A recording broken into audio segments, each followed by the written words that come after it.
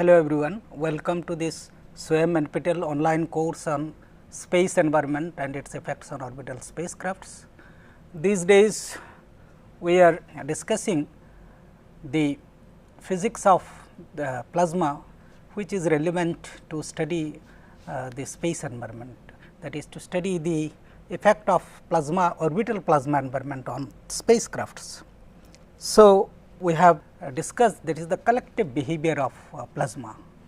So, we have seen that is that a moving charged particle in a uniform magnetic field, it gyrates about the magnetic field, and we calculated that is the guiding center or how the guiding center moves along the magnetic field lines, with the magnetic field lines being the axis of the helix, then the what is the radius of gyration, then that the cyclotron frequency. Then we considered that is the presence of both electric field and magnetic field. So, whenever there is the presence of both electric and magnetic field, then instead of that is in addition to the gyration, it does a drift, and that drift is perpendicular to the direction of both magnetic field and the electric field.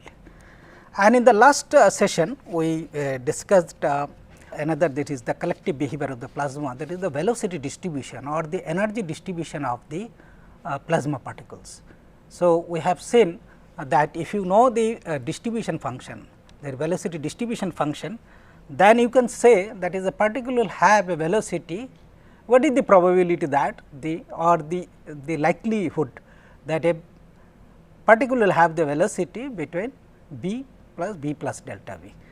And we discussed that is the Maxwellian distribution function, and then we calculated the energy, that is the average energy, and then RMS velocity, the average velocity.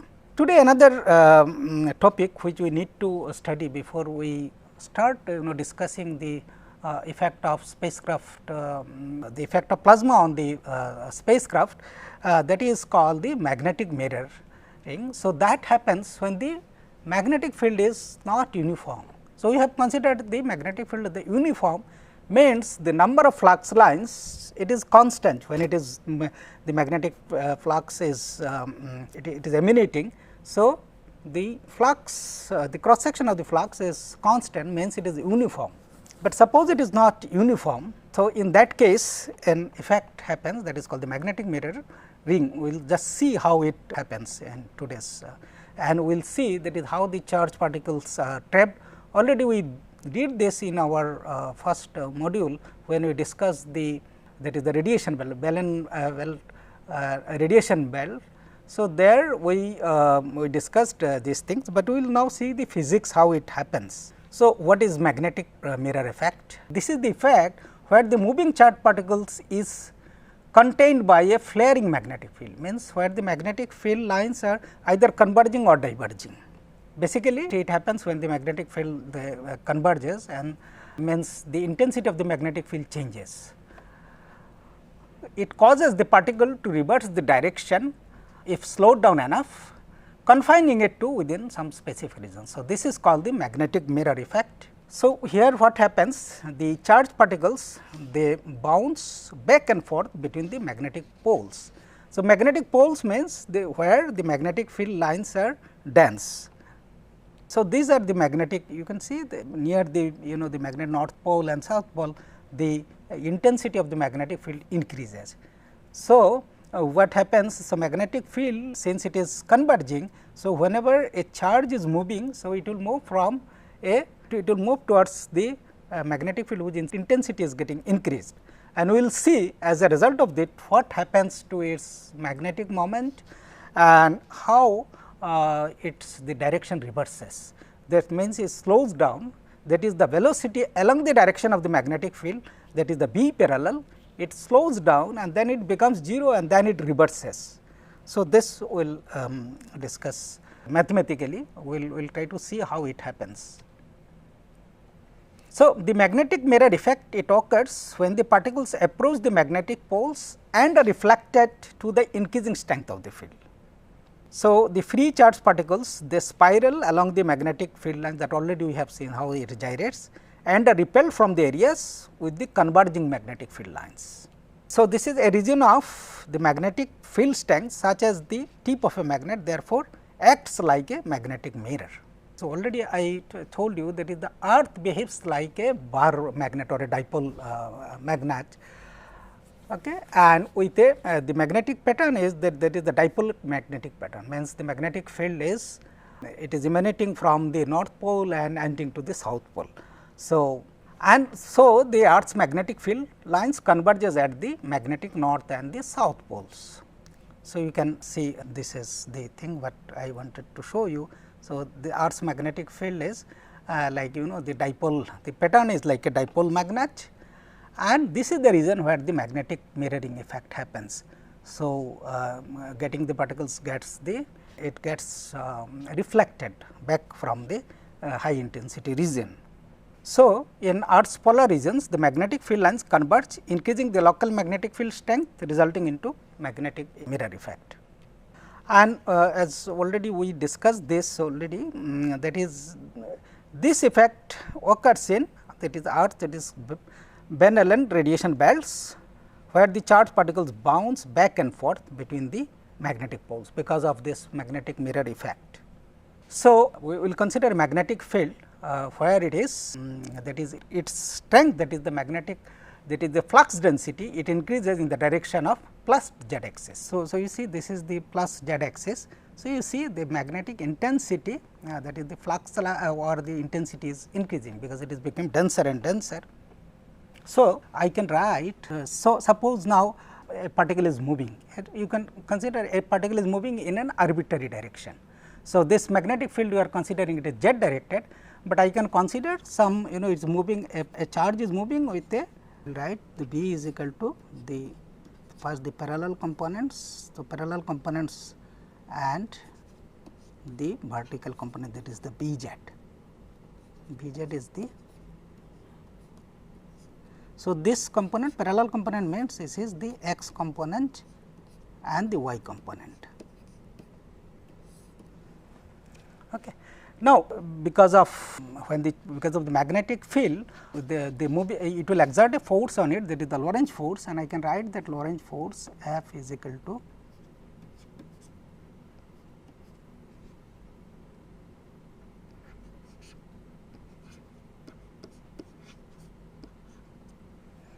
okay. So, now what we will do, we will consider here the cylindrical coordinate system. So, if I consider the cylindrical coordinate system, then I can write the B, I have written here x, y and this, but we will write it in the cylindrical coordinate system. So, here the x and y component will be the r and the theta component.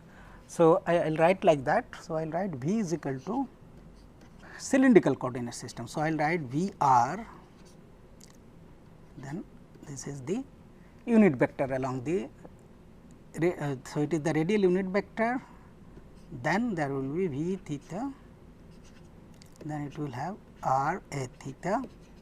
So, r a,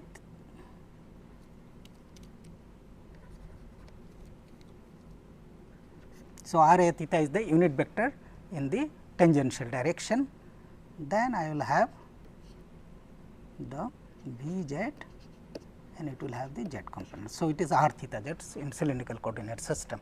Similarly, I will write B is equal to B r, this is the radial component, then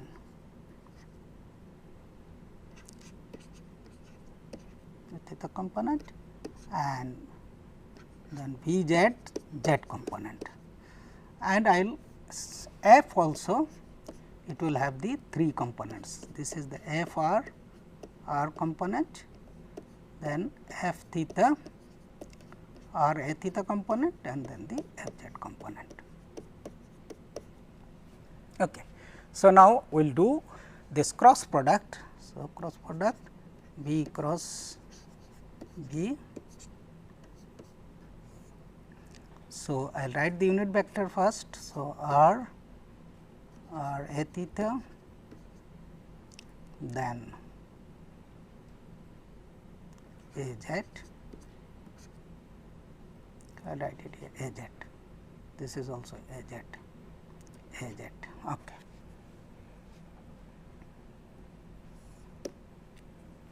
Second row will be the velocity V r, V theta and V z, and then V r, V theta and V z.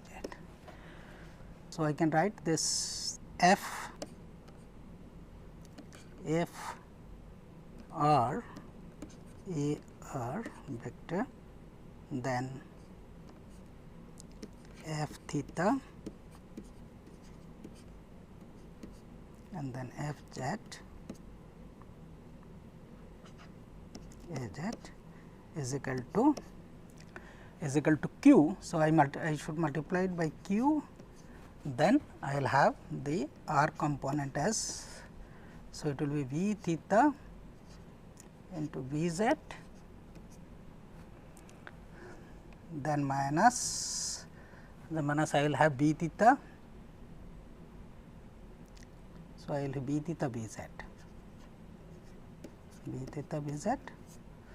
then we will have the theta component. So, theta component I will have. So, this will be minus V r. So, V r V z minus V r B z. So, this is the theta component V r B z, and then the z component will have. So, that component will have V theta. So, that component will have V r B theta, minus B r B theta. Okay. So, now what we can do, I can write the three components. So, I can write the three components f of f r. So, f r will be equal to q V theta B z minus B theta B z. I will have the f theta component as minus q B r B z minus B r B z, and then f z component will have q into V r B theta minus B r V theta. Okay. So, now we will assume that is the component, that is the B theta component, that is there is no variation along the in the angular direction. So, it is circular symmetric. If I consider that thing, there is no component of the field in the theta direction, that is the condition. So, if that I take, then this expression will come, f r will be equal to q into B theta into V z, then f q will be, this is the same term, I think here a minus sign will be there, and then this is the f z component. Now, you see what this component force is doing, what f r is doing. So, f r will cause a drift in the radial direction. So, it is a force in the radial direction. What f theta will give rise to the, that is the cyclotron, the gyration, the force in the that is the tangential force, or this is the force along the direction of this a theta, that is the unit vector, that is the tangential vector, it will give rise a cyclotron gyration. Now, let us see what about this f z. So, that let us examine it. So, now we see from the, we know the from Maxwell's equation, that is the divergence of the magnetic field is always 0, because it is, since it is having this amount of magnetic field is entering to a particular to a surface, it will be the same what is coming out. So, because of that, since it is a dipole, so it is always it will have a that is the divergence is 0. So, which in cylindrical, that is the divergence we can write in cylindrical coordinate by this equation. So, we can write by this equation. Now, I can find this expression. So, in order to find that, what I will do, I will multiply this equation by r. So, multiplying it by r, if I multiply it by r, then I will and then after that if I integrate this differential equation. So, I will get r into B r is equal to, that is the minus, since I am taking this at that side, it will be minus integration 0 to r delta of B z by delta of z dr.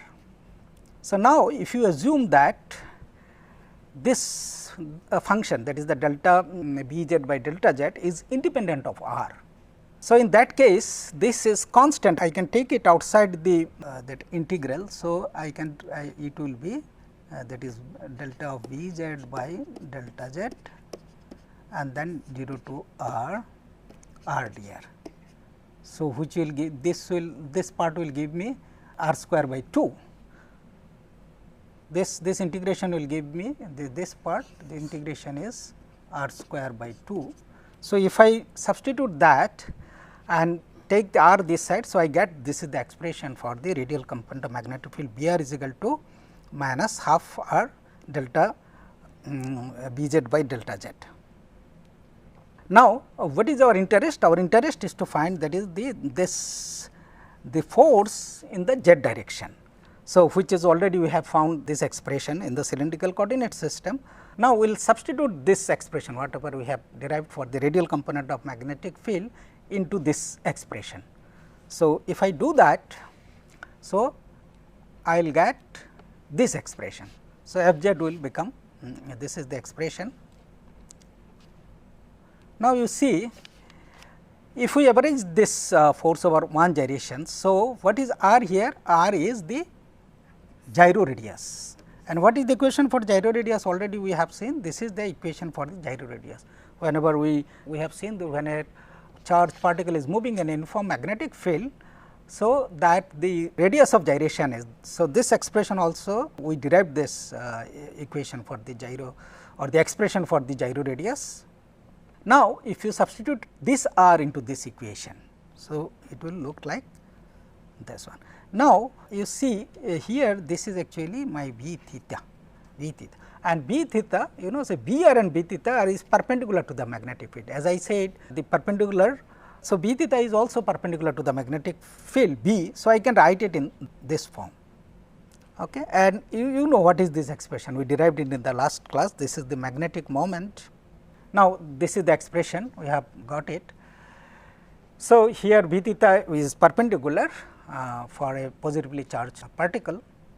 So, for the negatively charged particle, just the sign will change, otherwise the component is perpendicular only.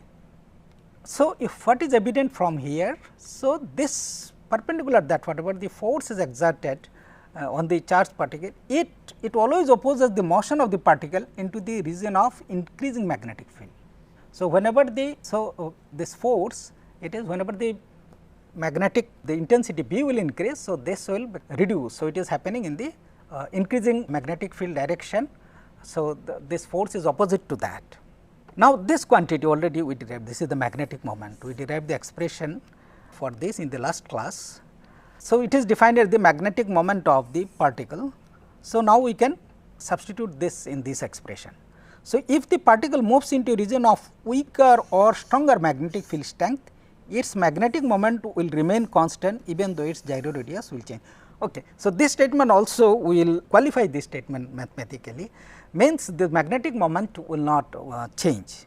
So, this is the expression. So, this part is the magnetic moment mu. So, I can write this f z I can write as the mass into acceleration. So, we are, since the force is in the z direction, so that is why I am to consider this acceleration, that is derivative of the z directed velocity vector divided by is equal to this one. So, it comes like that. Now, what we will do? We will first take the left hand side, this side, and we will multiply the left hand side by V z. If you do that, then what will happen? M B z d z by dt. So, this I can write in this form, because here this the d by dt of V z will give me twice B z into d b by d z. So, I can write it in this form. Okay. Now, what is that z is in the direction of the magnetic field. So, whatever the velocity component in the direction of the magnetic field we are calling is the parallel velocity component, and in the perpendicular direction, in this case it is r and the theta, that will be the perpendicular component of the velocity. So, I can write this is equal to, that is d by dt of m b, that is the parallel component of the velocity square divided by 2. Now, what we will do, the left hand side. So, this is the left hand side of this equation. So, what I will do?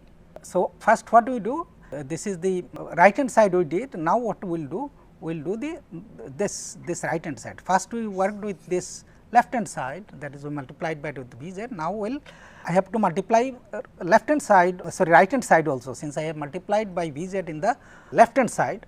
So, we will do the same thing here, but now we will write V z is equal to d z by dt, that is the derivative of the displacement. So, then what will happen?